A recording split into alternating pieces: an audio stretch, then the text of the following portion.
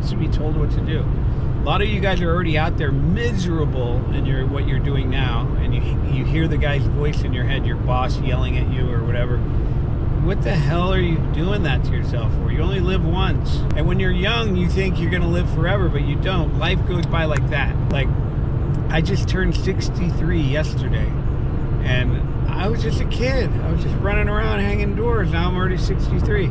You guys are working for a company, it's going to fly by. We get a lot of older people, and they're sick of their jobs. They just want something where they can stay home and make easy money. So they take our course. So you guys can do that too.